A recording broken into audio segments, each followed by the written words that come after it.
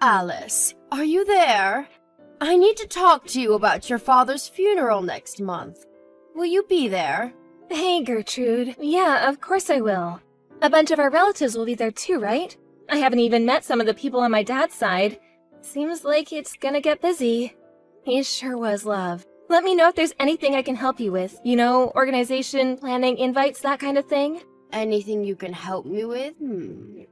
Sorry, Alice, but I don't think there's anything someone in your predicament could help me with. Don't worry about me. I'm happy for you to just sit around and do nothing.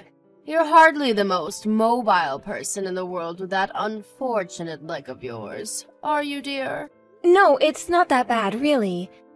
I know it might look like I struggle a lot, but other than running, I can still do pretty much anything. Oh dear, what a shame.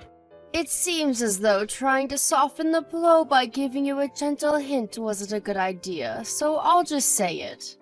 I don't need our relatives thinking I'm so incapable I need to enlist the help of a cripple, thank you very much.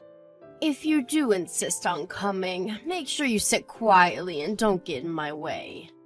Oh, I'm sorry, Gertrude. I understand. The fact that my son married a cripple in the first place is embarrassing enough. Without me being seen to be reliant on you to carry out basic tasks. What in heavens was he thinking? Telling people you exist is uncomfortable enough. I hardly feel like parading you around in front of everyone. I hope you don't think I've acknowledged you as my daughter, because most certainly I haven't. My Sam was adamant he only had eyes for you, and that your disability made no difference to him. That boy's so damn stubborn I knew resilience was futile, which is why I begrudgingly accepted it. Right, I see. I was looking forward to having a cute daughter-in-law to take out to cafes and on shopping trips with me. I had such high hopes. What an astronomical disappointment you turned out to be. I would have never believed in a million years he'd choose to spend the rest of his life with damaged goods like you. He must be atoning for some seriously evil deeds in a past life. That's the only explanation that makes sense to me. Gertrude, please. Why do you have to speak to me like this? Sam's the kindest man I've ever met. Besides, it's not like we fell for each other because of our looks in the first place. I fell in love with your son because of who he is deep down, just like he did with me. Just because one of my legs doesn't work makes no difference to him. I don't need you to tell me how kind Sam is. I'm his mother, for heaven's sake. Let's face it, he'd have to be a saint to choose a useless good-for-nothing like you. Gertrude, I love your son, and I'll do whatever it takes to win your approval. I want you to know that I'd do anything for him, and to rest assured that he's in good hands with me. What good could a malformed cripple who's so totally reliant on others she can barely tie her own shoelaces possibly do for my son? I do wish you wouldn't talk such nonsense, dear. I can't claim to have any idea what you're like getting around the house, but I've seen you many a time using crutches and a wheelchair outside. Right. So, what? So you have the mobility of a 97-year-old, and you have the gall to claim I should rest assured that my son can rely on you? What would you do if he couldn't work for some reason? What would you do if he lost his job? I'd help out with the family finances for as long as he needed me to. Of course I would. I freelance from home, so my lack of mobility doesn't mean I don't bring in any money. And even while I may technically be disabled, beyond the occasional, very minor inconvenience, it doesn't cause me any problems in day-to-day life. It's precisely because I find that so hard to believe that I'm worried, my dear. But I suppose worrying won't get me anywhere. We have to face the facts. Worrying won't make your legs work again. I'm sorry. Did I ask you to apologize? No, I did not. Ah, yes, that reminds me. There was a favor I wanted to ask of you. Oh, really? What is it? I'd love to help out. I wanted you to get rid of all of the weeds in my yard before your father's funeral. Got it. No problem. I'm pretty sure I recall you having an electric mower, right? I'll have it done in a jiffy with that. Unacceptable! Do you know how weeds work, my dear? Let me tell you about weeds. Much like how you've got your claws buried in my son's heart, weeds take root deep within the soil. I want you to pull every last one of them up, roots and all. The electric mower simply isn't going to cut it. You have to do it by hand. Oh, wait a second. Will that be difficult for you, with being a cripple and all? No, don't worry, it's fine. I'll have it done before we leave for the funeral, I promise. I expect great things, Alice. This should be interesting. You might actually be of some use to me for the first time in your life. Alice, you've really gone and done it this time, you silly girl. Hi, Gertrude. Did I do something wrong? At the funeral. You told all of your relatives you cleared out all of the weeds in my yard, didn't you? Well, yeah, kind of. But it's not like I was especially eager to talk about weeds or anything. It's just that everyone was discussing gardening, so I mentioned what I did in your garden this afternoon.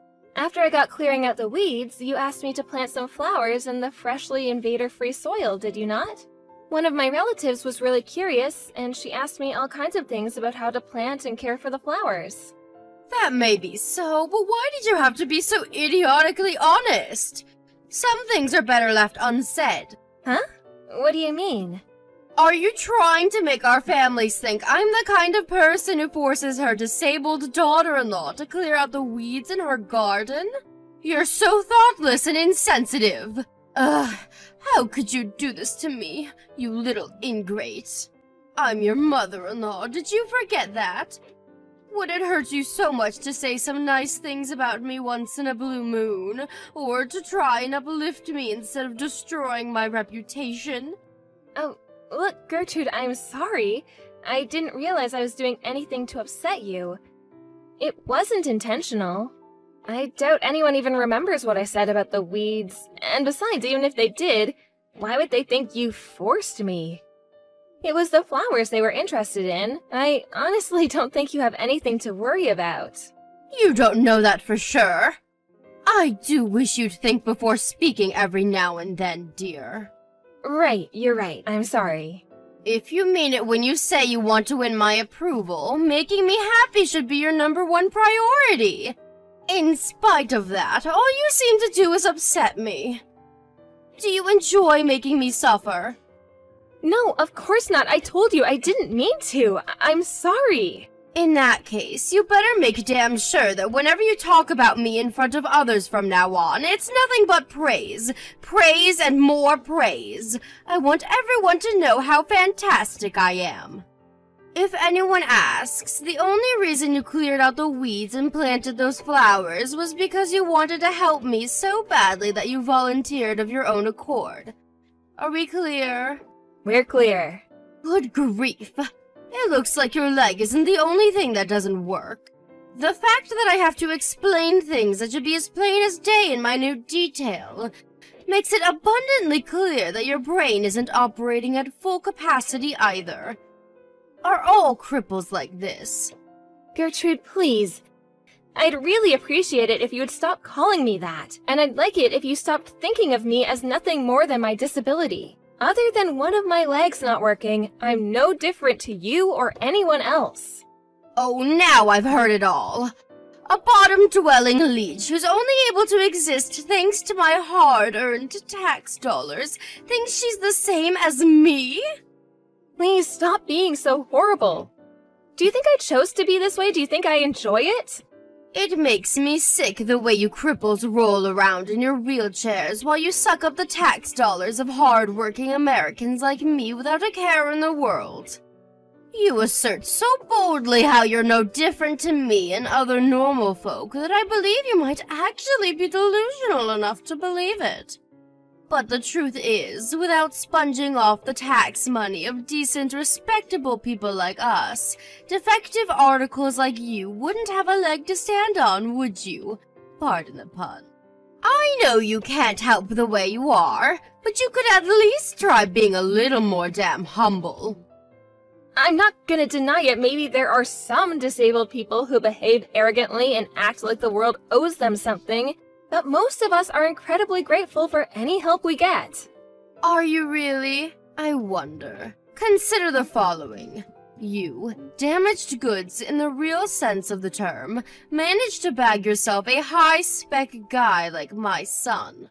You're privileged enough to be enjoying a happy, fulfilling life of the kind that in a just world would only be possible for normal people.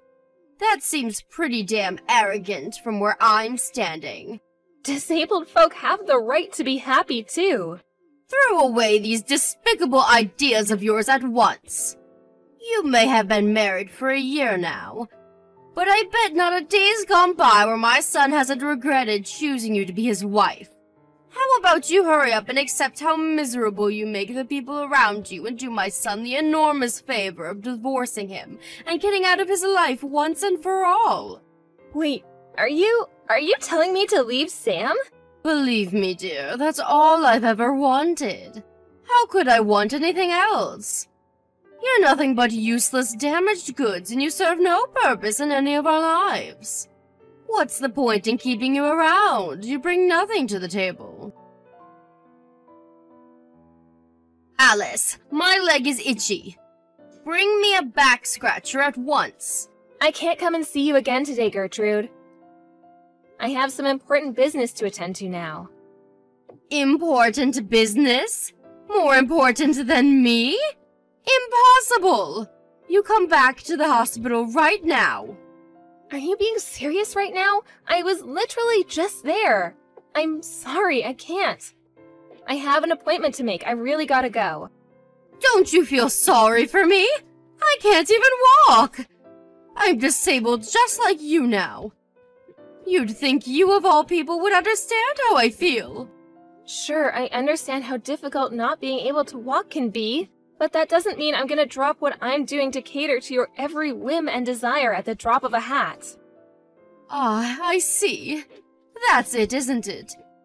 You were born disabled. You could never understand how it feels to be an able-bodied person who suddenly loses use of their legs in a horrible accident. Not only that, but you'd think it was enough that I'm now unable to walk and forced to live in a wheelchair. But no, I just had a lawyer show up. Do you know what he wanted? He demanded I pay the full amount to cover the repair fees for the damage done to the house. I hardly see how that's a surprise after what you did. You drove your car into someone's freaking house. I suggest you talk to your insurance company about that.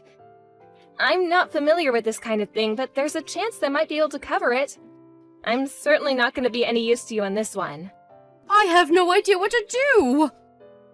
I don't know anything about legal proceedings, and besides, this is all backwards. The owner should be paying for the damages her house caused to me. Just because I mistook the accelerator for the brake pedal in a moment of confusion doesn't mean I should be punished financially. I've already suffered enough. Surely you should just be thankful that poor old lady wasn't home when you planted your car in her living room. She could have been killed.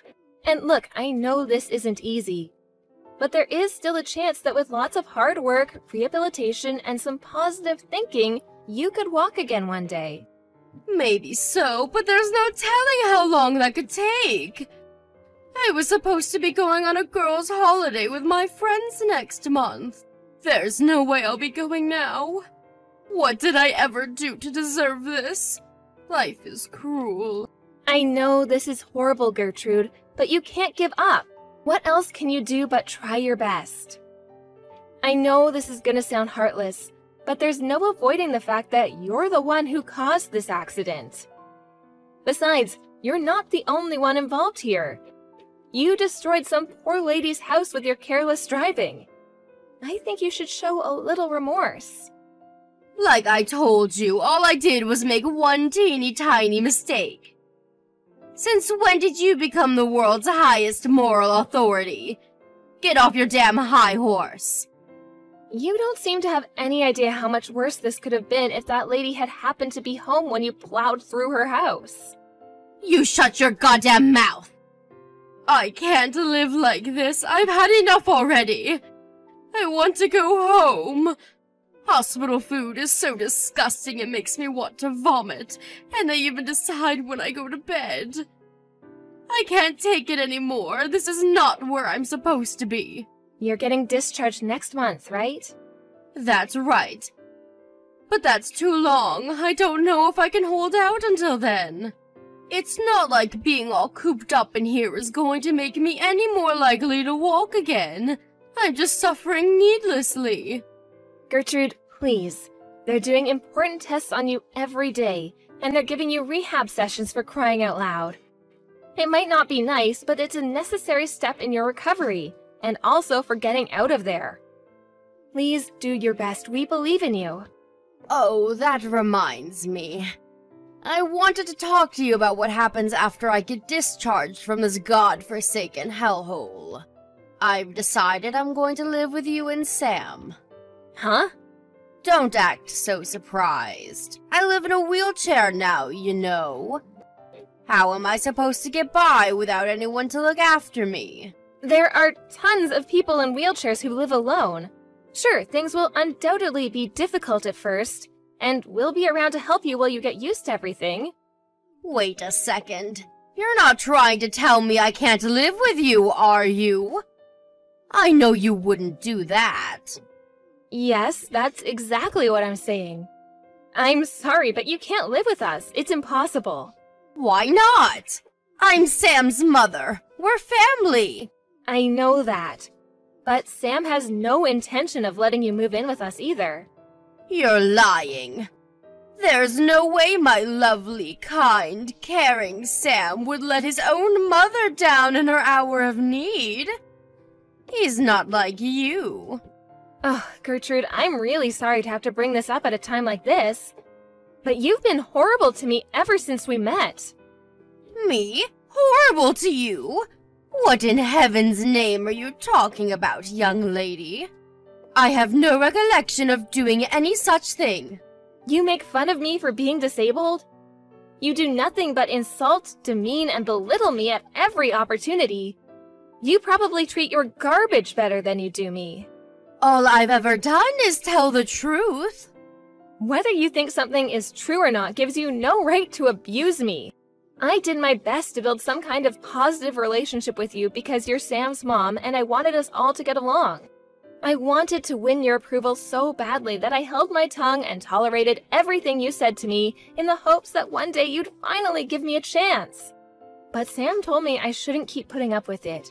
And you know what? He's right. Fascinating. Just fascinating. What a riveting story. Not.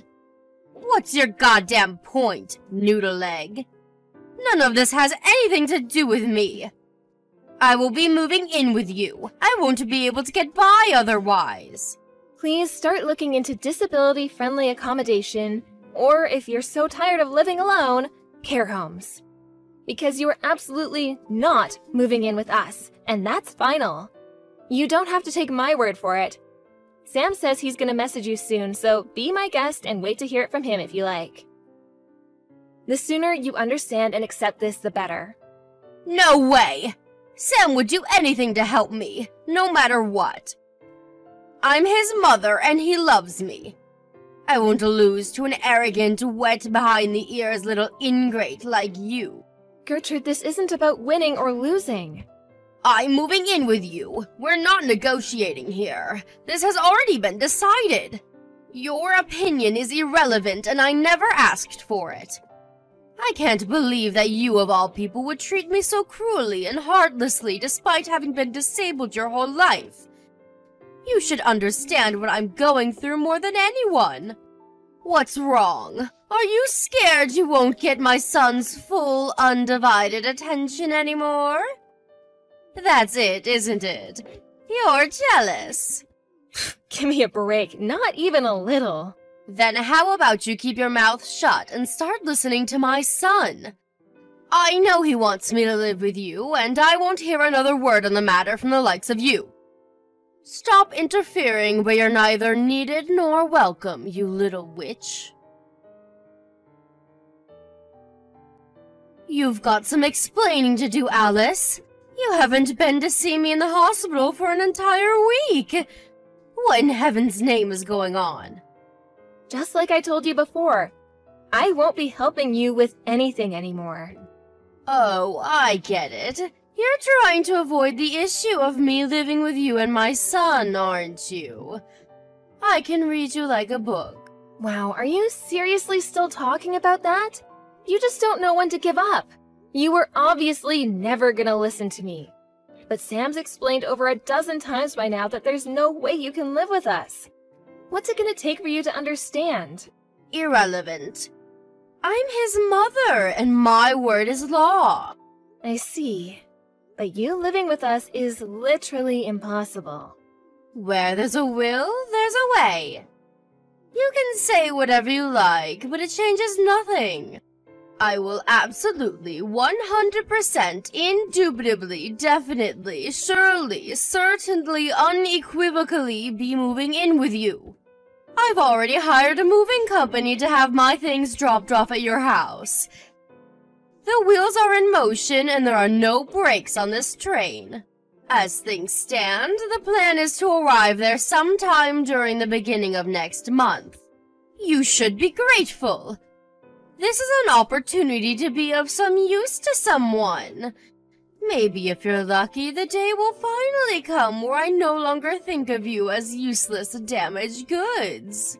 Didn't you always used to go on about how desperate you were to win my approval? Well, this is your chance to prove you've got what it takes.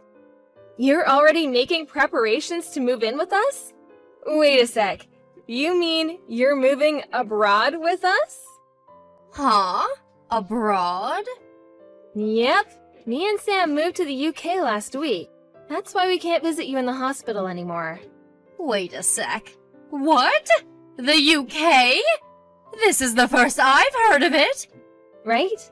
That's because we didn't tell you. Why did you move to the UK? This makes no sense. Hold on a second. Is this something to do with Sam's work? Bingo! So we're gonna be away from the States for a little while. Damn, I can't imagine how awkward it's gonna be when the moving company guys arrive with all your stuff at the house that we no longer live in. How many times did I tell you moving in with us was impossible? I wasn't exaggerating or making excuses. I mean, it's literally, physically impossible. Maybe so, but you didn't tell me why, did you? This could have all been avoided if you just let me know. Ugh! Come home this instant! We didn't tell you because we didn't want you bugging us or getting in our way while we were getting ready to move abroad. Besides, we thought it best to keep it quiet on the off chance that you were actually crazy enough to invite yourself. Where does this leave me? What am I supposed to do now? Where am I supposed to go when I get discharged from the hospital? Not my problem. Figure it out yourself. Oh, that reminds me. We did leave a bunch of leaflets containing information on local care facilities and specialized apartments for disabled folks on your living room table. There are some with info on live-in carers, too. Take a look at those and plan your life yourself. Are you abandoning me? How could you do this? I'm in a goddamn wheelchair! This is an unacceptable way to treat your mother-in-law. I don't want to understate how horrible and unfortunate your accident was, and I feel for you, Gertrude, I really do. But me or Sam have no intention of looking after someone as incredibly selfish and egotistic as you. You're the one who caused the accident. In spite of that, you still haven't apologized to the poor old lady whose house you destroyed, have you? She has more than enough of my money to care about epoxy apology. I've already lost my life savings because of the compensation I was forced to pay for her repairs. Her house can be fixed. My legs, on the other hand, cannot. Do you really think I have the time to be thinking of others in the situation I'm in? It's not that I don't understand how you feel. But I want you to think for a moment. I want you to remember something you said to me a little while ago. What was it again? You could at least try being a little more damn humble. So how about it, Gertrude? Have you not got what it takes to show some humility? That's super important for cripples like you and me, after all, right? This isn't fair. I was a normal person when I said that. I mean, no, wait. I'm still a normal person. I'm not a cripple. I'm not. They said there's a chance I might walk again if I work hard at rehab. Great. That means you can stop trying to rely on others and live by yourself then. You are normal after all, aren't you? Shouldn't be an issue, right? I am, but things are different now. Or at least for the time being. Have you no heart? Don't you feel in the slightest bit sorry for me? Your poor aged mother-in-law has to live in a wheelchair for heaven's sake. You have no idea how crushingly lonely it can be to live on your own at the best of times, let alone in this state. Have some sympathy. If you got enough fight left in you to be pestering me like this, I'm sure you'll be just fine. You know what astonishes me the most? That you actually think I'd help you after the way you abused and made fun of me for being disabled all this time. Surely you're joking. You have to be. No human being is this ridiculous. But I thought you wanted my approval. I thought I made this clear already, but any desire for your approval I may have had back then has completely disappeared. I'm blessed enough to have a kind, caring, loving husband who accepts me unconditionally for who I am, and that's all that matters. What more could I possibly want? Alice, listen to me. I'll accept you as my daughter-in-law and my son's wife if you let me move in with you. This is what you've been waiting for all this time, isn't it? I may have been a little inconsiderate towards you at times in the past, but I get it now. After losing use of my legs in the accident, I finally understand how you feel. I'll never do anything like that again. Won't you at least think about it? Pretty please? I will not. We could find a place with wheelchair accessibility in the UK, you know. I know the rest of the world isn't as advanced as America, but they should at least have ramps. You wouldn't happen to know anything about why I haven't been able to get through to Sam for the last few days, would you? Would you be a darling and pass on a message for me? I need you to ask him to consider flying me over to the UK to live with you both. I won't be doing that. But Alice, I'm begging you. I'm in a wheelchair and I'm begging you. What's the harm in passing on a message? Why won't you just hear me out here? You haven't heard me out even once ever since we met. Why should I suddenly be interested in anything you have to say? Alice, I'm so sorry. I've been a fool. I'm so sorry for the way I've treated you. My behavior was unacceptable. I feel horrible, dear. But I really am begging you here. I'm begging you with every last fiber of my being. Please. Please don't abandon your mother-in-law like this. Sam already made this clear, but apparently it didn't go in, so I'll tell you again. You're not the only human being on this planet, and you need to start living with some consideration for others for a change. The world owes you no favors, and you can't always get your own way. That's life, and the sooner you accept it, the better. I'm not saying I want my own way all the time. Besides, I obviously don't get it, do I? If I did, I wouldn't be alone and miserable in this wheelchair. This isn't my fault. There's no reason for me to speak to you as long as you're living in denial of what you've done. Have a nice life. Alice, wait! I'm begging you. Please just pass the message on to Sam. That's all I ask. You can hate me, you can curse me, you can think what you want of me, but please, please pass on the message. I'm sorry. I'm remorseful for the way I treated you. I'm sorry I ignored the way you felt for so long, and I'm sorry I ignored everything you and Sam said to me. There's nothing I can do for you. Surely that's not true. Sam thinks the world of you. Surely one word from you is all it would take for him to reconsider how he feels about me. If you forgive me, he will too. I just know it. But I'm a defective article. Good for nothing, remember? Even if I wanted to, I could never be of use to anyone. Your words, not mine. All I'm doing right now is what your son asked me to. Which is why there's nothing I can do for you. You're on your own. Have a nice life. Bye! After that, I was beraged with a torrent of panicked messages from my desperate mother-in-law. Naturally, I blocked her, and now, with her gone, my life is stress-free. I said all I had to say at the end there, so I have no regrets. A major toxic influence has been removed from our lives, and we're not looking back. That said, she decided to move into an apartment complex equipped with specialized facilities for disabled people, for which she needed the signature of a close relative to act as her guarantor. We enlisted the help of Sam's uncle to act as a go-between to avoid the unpleasantries of corresponding directly with her. And so the procedures to dispose of her once and for all are currently underway. I can't help but feel a little guilty for dragging Sam's uncle into Gertrude's mess, but it couldn't be helped. To my surprise, he readily accepted. He said he'd long had his suspicions she might be mistreating me because he knew exactly what she was like from his own experiences with her growing up. Eventually, her application for the wheelchair-friendly apartment was approved. She's currently living there alone.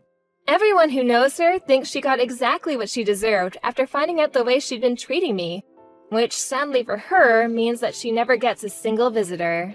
After being paralyzed from the waist down, my mother-in-law, who used to be super active, having formerly been an avid mountain climber, is now confined to a tiny apartment and leads a wretched existence of soul-crushing loneliness. I heard from a friend of a friend who happened to see her out shopping that she looked like she'd lost all her spirit and vigor, a depressed, broken husk of a human being.